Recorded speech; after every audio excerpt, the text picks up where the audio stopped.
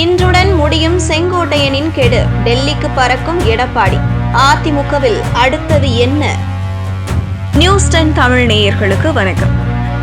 அதிமுகவில் செங்கோட்டையன் மூலம் மீண்டும் ஒரு கலகம் வெடித்திருக்கும் நிலையில் பிரிந்தவர்களை ஒன்றிணைக்க அவர் விதித்த கெடு இன்றுடன் முடிவடைகிறது. இந்த நிலையில் அதிமுக பொதுச் செயலாளர் எடப்பாடி பழனிசாமி நாளை டெல்லி பயணம் மேற்கொள்கிறார். குடியரசு துணைத் தலைவர் CP ராதாகிருஷ்ணனை சந்திக்க செல்வதாக கூறினாலும் உண்மையில் அமித்ஷாவை சந்திக்கவே எடப்பாடி டெல்லி பயணம் மேற்கொள்ள இருப்பதாக தகவல் வெளியாகியுள்ளது. அதிமுகவில் மீண்டும் பரபரப்பு பற்றி கொண்டுள்ளது. அடுத்தடுத்து பிளவுகளை சந்தித்து வந்த அதிமுகவில் அடுத்து ஒரு விக்கெட் விழுந்திருக்கிறது.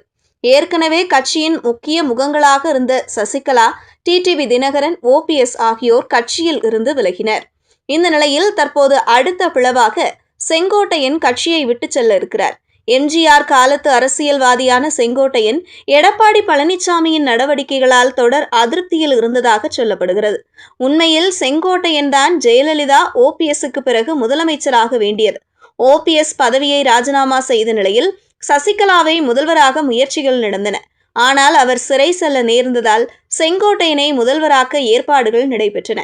ஆனால் நிதி நெருக்கடி காரணமாக எடப்பாடி பழனிசாமிக்கு அந்த வாய்ப்பு கிடைத்தது.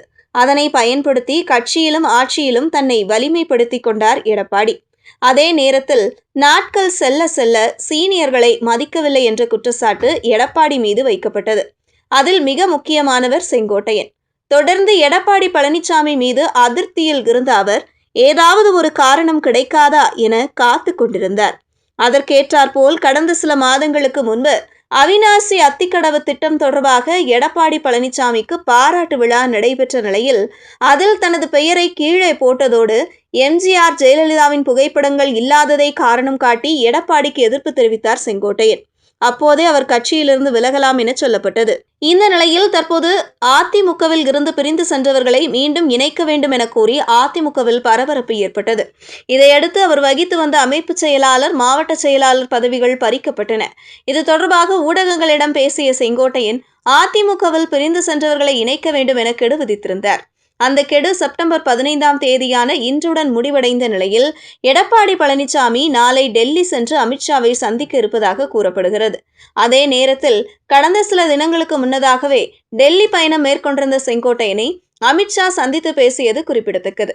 தனக்கு எதிராக செயல்படும் ஒரு அணியின் தலைவரை அமித்ஷா சந்தித்து பேசியது எடப்பாடி பழனிசாமிக்கு மிகுந்த ஏமாற்றத்தை தந்தது. இந்த நிலையில்தான் எடப்பாடி பழனிசாமி நாளை டெல்லி பயணம் மேற்கொள்கிறார். நாளை பாஜக மூத்த தலைவரும் உள்துறை அமைச்சர் அமித்ஷாவை சந்தித்து பேச இருப்பதாக கூறப்படுகிறது. அதில் அதிமுக, பாஜக கூட்டணியை வலுப்படுத்துவது, பாமக, தேமுதிக மற்றும் தமிழக அரசியல் நிலவரம் குறித்து பேசலாம் என சொல்லப்படுகிறது. ஆனால் குடியரசு துணைத் தலைவராக தேர்ந்தெடுக்கப்பட்ட CP ராதாகிருஷ்ணனை சந்தித்து எடப்பாடி வாழ்த்து தெரிவிக்கிறார் என அதிமுக கூறியிருக்கிறது. உண்மையில் CP ராதாகிருஷ்ணனை சந்திப்பதை விட அமித்ஷாவை சந்திப்பதுதான் எடப்பாடி பழனிசாமி விசிட்டின் முக்கிய நோக்கம் என்கின்றனர் அதிமுகவினர்.